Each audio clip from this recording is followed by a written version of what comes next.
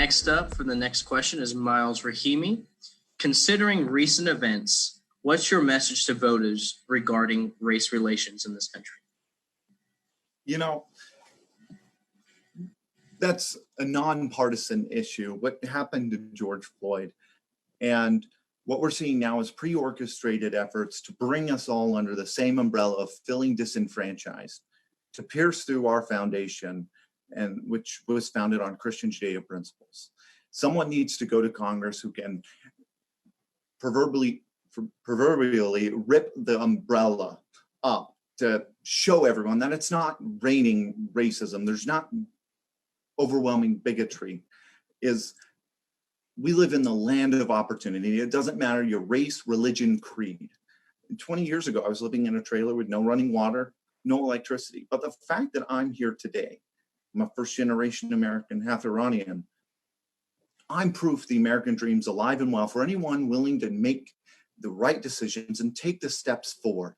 And I want to help inspire others in that reality. But we cannot allow identity politics to continue. If we're going to have meaningful conversations, we can't start them off by claiming someone's a racist, a bigot, etc. We have to be able to discuss and have amicable disagreements.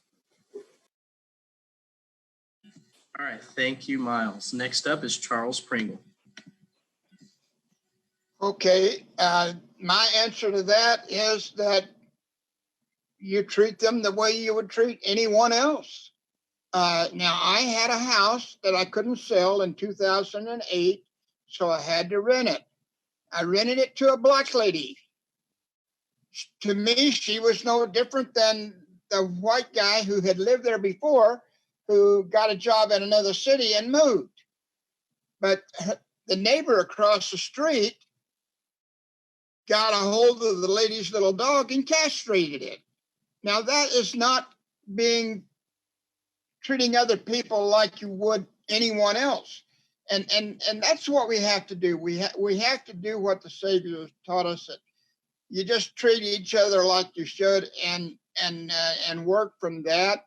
But what's going on now with the Black Lives Matter, this is all a conspiracy and the money that is being used is coming from somewhere else. Maybe it's George Soros. Maybe it's a trust in San Francisco. Okay. We don't know where the money's coming from. Yeah, thank you. Next up is Jake Merrick. Racism is pervasive, and I don't think anyone denies that it exists. What happened to George Floyd was murder, and we all agreed it was wrong, and it seemed to be racially motivated. What I also believe is that you cannot legislate love, that racism is a cancer of the heart, that government might be able to help restrain, but it cannot eradicate it. What government can do is, what we can do as part of Congress, is we can legislate the environment where love can thrive. So what I believe, when you come to some of these fundamental issues like racism, what we could do is ensure government stays out of the church, stays out of the way of the people who are able to preach a gospel and preach a message that is able to transform men's hearts. And so the greatest thing we can do for racism is to get government out of the church and out of faith-based organizations so that they can do what needs to be done to transform men's hearts. Okay, thank you. Next up is Shelli Landon. One of my good friends is Alveda King, and her father was murdered at the same time that her uncle, Martin Luther King, was murdered. And we've had this conversation before. It's about education. It's about understanding about people groups that are here in this nation. My 11th great grandfather was Sir John Hawkins. He was attacked by a Portuguese ship in the employment of the Queen of England. And when he sent his men in to get the bounty out of the cargo hold. He was shocked to see black men, women, and children struggling, amputating their own arms to get out of the leggings and the irons before they drowned. They came on board his ship. They convinced him to take them back to Africa, and he thought it was to set them free. But once they got to the shoreline, they were scratching, clawing, inviting not to go down that ramp to their own homeland, as Muslim black people came with machetes wielding over their heads to chop their arms and legs off again. So the black people that had gone into the Muslim regime had sold their own people into the first vows of slavery. On the other hand of that, Francis Scott Key was one of the strongest abolitionists that ever lived, and he was the only white face in a funeral procession of 72 black faces to honor the life of a black man who served in Congress 48 years before the Civil War. And he was the lawyer to set free the little black girl who came out of a plantation. She assigned herself to the Mary Pickering Flag House as an indentured servant with a contract to work to earn her way in society. In that day and age, that's what they had to do. And she sewed those stars on that old glory that he wrote about. He also stepped into lynch mobs, took the noose off of the neck of some of his clients and double dog dared people to lynch him instead. When you know the history on both sides of the coin I just shared, it will set people free to value people of all races and to love people of all races and lift up their heroes. All right, thank you, Shelli. Next is David Hill. You know, the situation we have right now is actually very, very clear. And as I talk to voters in the 5th District, they understand it. It's our liberal media that is confusing things. Let's be perfectly clear.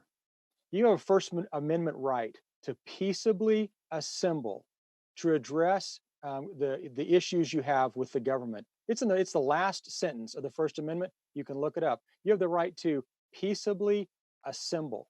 Now, we have some people that are peaceably assemble to address their grievances. And those people should be supported and encouraged. And you know what? I don't care whether I agree with a certain group of people that are peaceably assembling or not. That is their right. It's protected under the Constitution. But we also have a group of people, and some of them may be some of the same people, but I think it's largely a different group of people that are smashing windows and looting and robbing, who are attacking people, who are beating police officers, who are setting things on fire. And I got to tell you, robbery, vandalism, is not protected under the Constitution. And so we have to support the Constitution and support the First Amendment and protect those people and even encourage them. But we have to stop this lawless acts that are going on. And that's, I believe, I support President Trump. He is taking a beating right now in the press because they can't seem to understand this very, very simple issue. We need to address these problems in our country. We need to address when we have a bad apple in the police force, we need to address it. But just like when we have a bad teacher, nobody says, hey, we should do away with all schooling. That doesn't make any sense at all. You have a bad police officer, we should definitely address that. But we shouldn't do away with the police force. So people understand this, and they need a congressman that will go to work for them, a congressman that understands this also. All right, thank you, David. Next is Janet Barresi.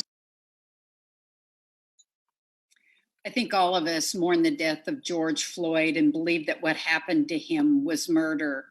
I will always defend the right of those that want to exercise their First Amendment rights to protest peacefully.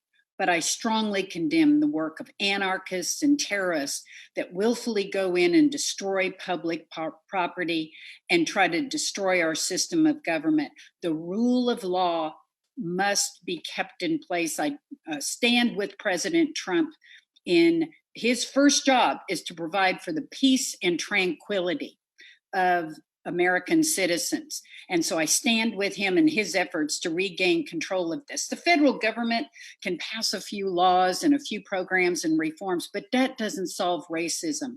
That's why for the past 25 years, I have been working on something that I think is the most important for minorities and for children that are disadvantaged and in poverty. And that is a chance to have access to a fantastic education. And I have worked on charter schools, education choice, and that has brought me into those communities.